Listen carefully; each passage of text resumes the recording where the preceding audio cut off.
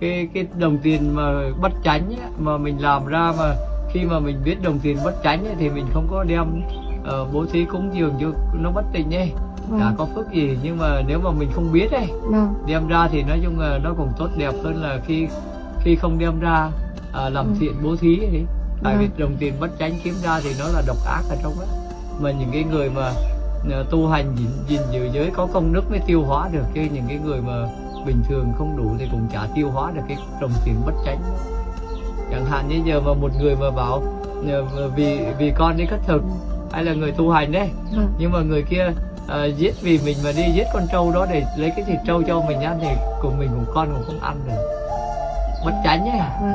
Thì mà giờ đem cái con thịt con trâu đó mà cho cái người tu hành đó ăn để tu hành